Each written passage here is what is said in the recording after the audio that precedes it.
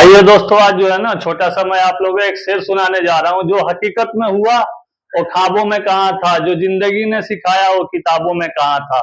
आइए इसके साथ आज हम क्या देखेंगे, इंडस्ट्रियल रिवॉल्यूशन। और आप लोगों का अभी पीटी का जो है ना 100 लगभग 100 कटअप जाएगा आप लोगों को। 100 नंबर मतलब 100 सवा 100 यही जाएगा, 90 100 यही जाएगा आप लोगों को। जिसका जीएस में 50 से 55 अगर सही होगा काट पीट के पूरा, मतलब उनका सिलेक्शन जो है ना डेफिनेटली हो जाएगा। 40 से बिलो चला जाएगा नीचे आप लोगों का, भूल जाइए कि ये होगा सिलेक्शन होगा। आइए आज क्या देखेंगे हम, औद्योगिक क्रांति, इंडस्ट्रियल रिवॉल्यूशन।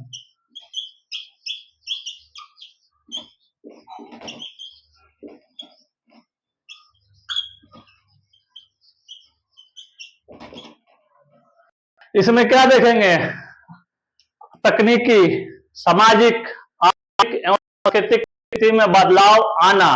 18वीं शताब्दी के उत्तरार्ध तथा 19वीं शताब्दी के पूर्वार्ध में पश्चिमी देशों में तकनीकी, सामाजिक, आर्थिक एवं सांस्कृतिक स्थिति में काफी बड़ा बदलाव आया। इसको हम क्या कहते हैं, इसे ही औद्योगिक क्रांति कहते हैं, इंडस्ट्रियल रिवॉल्यूशन के नाम से जाना जाता है। यह सिलसिला प्रारंभ होकर पूरे विश्व में फैला। औद्योगिक क्रांति शब्द का, इस शब्द का संदर्भ इस तरह से हम उपयोग करते हैं। सबसे पहले आर्नोल्ड टाइनेबी ने अपनी पुस्तक और अपने लेक्चर्स में क्या लिखा है, on the industrial revolution in the England में सन 1884 में किया गया था। औद्योगिक क्रांति एक सूत्रपात वस्त्र उद्योग के मशीनीकरण के साथ हुआ। रोजगार, की गई पूंजी और उत्पादित माल के मूल्य के दृष्टि से वस्त्र उद्योग ही औद्योगिक क्रांति का सबसे प्रमुख उद्योग था।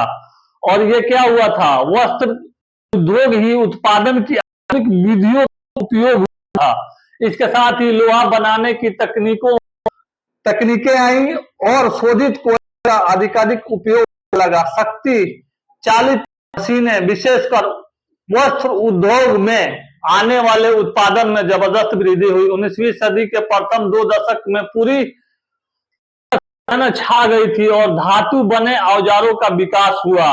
इसके परिणाम स्वरूप दूसरे उद्योगों में काम आने वाली मशीनों का निर्माण हुआ और उससे क्या हुआ, एक विकास की गति मिलने के साथ क्या हुआ, कृषि से लेके इंडस्ट्रियल से लेके हर जगह काम सुचारू ढंग से चलने लगा। 19वीं शताब्दी में यह पूरे पश्चिमी यूरोप, वेस्टर्न जो है ना यूरोपियन कंट्री में इसका क्या हुआ, विभिन्न प्रकार औद्योगिक क्रांति का काम्यावधि, समयावधि समाज पर प्रभाव पड़ा, काम करने पर पड़ा, मतलब उसके समय पर प्रभाव पड़ा हर तरह से। ये क्या है, कुछ इतिहासकार इसे क्रांति मानने से भी इनकार करते हैं और कुछ इतिहासकार इसे जो है ना क्रांति भी मानते हैं। इस बात पर गौर किया जाना चाहिए कि 2019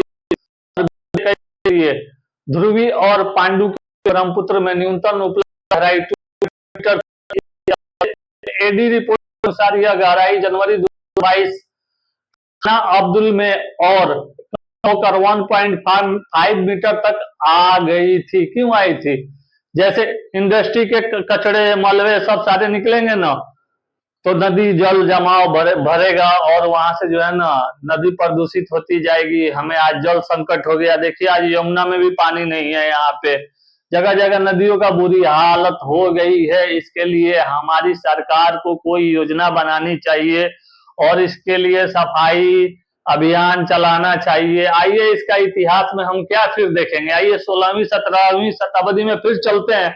आप लोग जो मेंस लिखिएगा ना उसको जोड़ दीजिएगा आप लोग।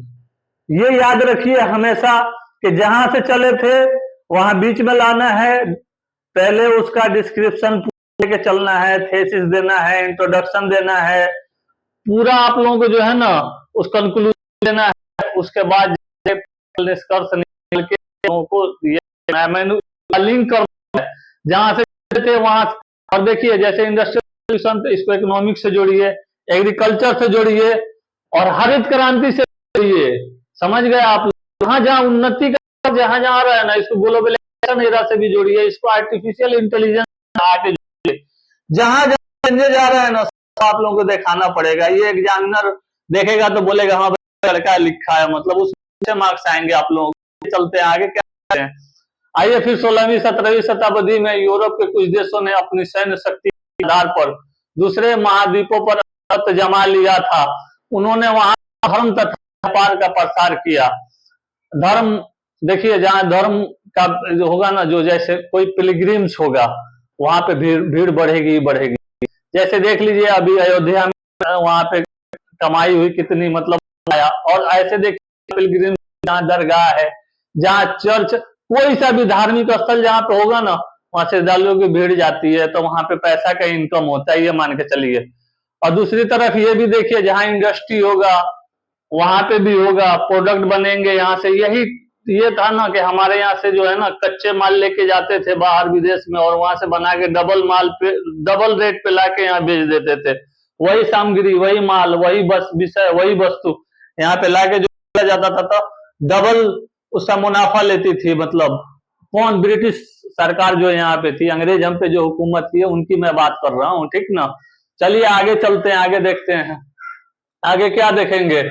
उस युग में नए व्यापार से धनार्जन का एक नया प्रबल साधन प्राप्त किया गया, और कृषि का महत्व कम होने लगा, तथा व्यक्तियों में सामंत की प्रजा के रूप में रहने की भावना का अंत होने लगा। अमेरिका के स्वाधीन होने, फ्रांस के मातृत्व समानता का अधिकार होने लगा। स्वाधीनता होने पर फ्रांस के स्वतंत्र के आधार पर होने वाली क्रांति के नए विचारों का सूत्रपात किया गया। आर्थिक क्षेत्र में यह प्रभाव हुआ कि गांव के किसानों ने अपना भाग एवं स्वयं निर्माण करने लगे। बोले कि जो मैं हूं मैं ही हूं। देखिए अब किसान का यहाँ बात आई ना, आप लोग इसको एमएसपी से जरूर जोड़िएगा, इसको एमएसपी से जोड़िएगा। अभी जो किसान आंदोलन लोग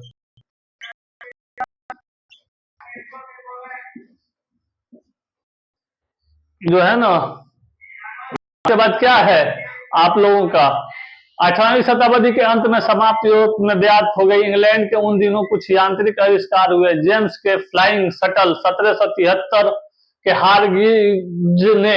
हारगिब्स के बारे में आप लोगों ने पढ़ा होगा। 1773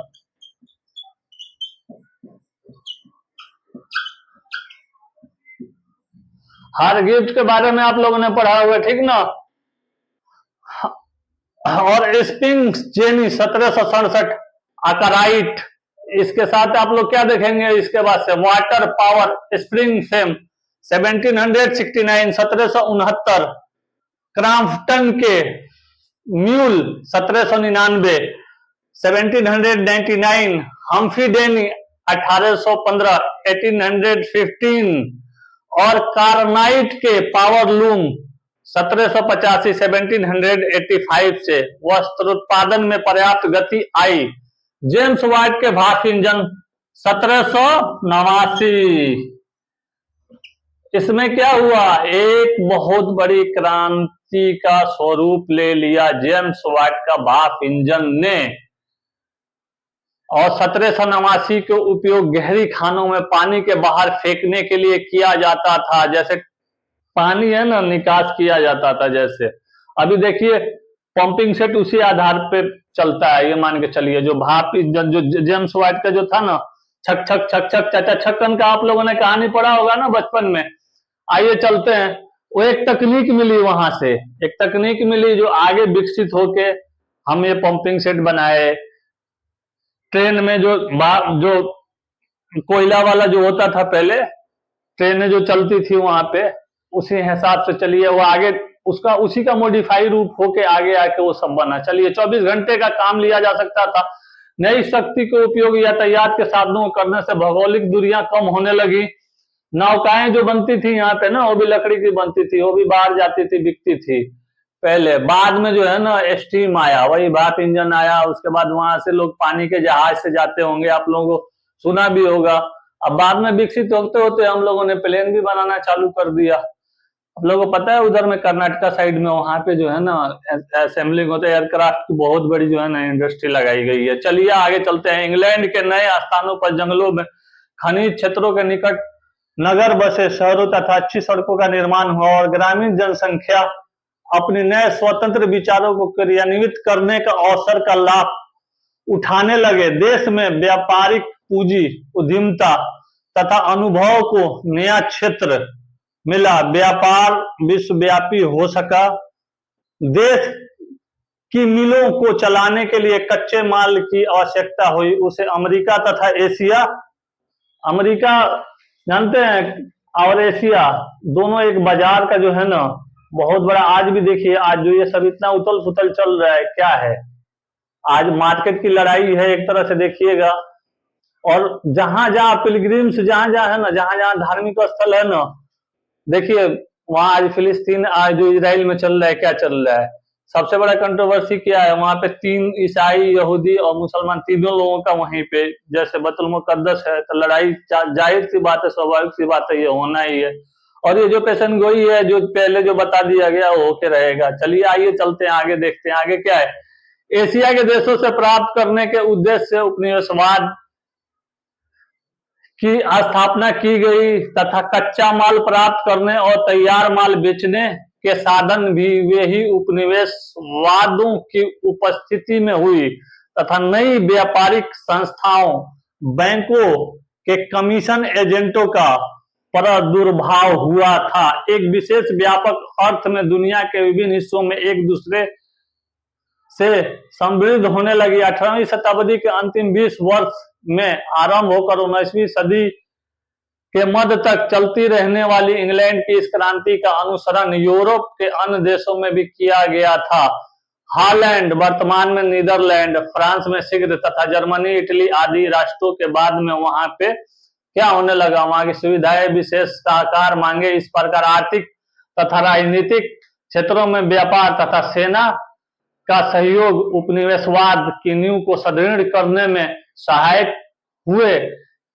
राज्यों के बीच अपने देशों के व्यापारिक नीति को प्रोत्साहन देने के प्रयास के उपनिवेशों के लिए युद्ध भी उपनिवेशों का आर्थिक जीवन मूल राष्ट्र की औद्योगिक आवश्यकताओं की पूर्ति करने वाला बन गया था।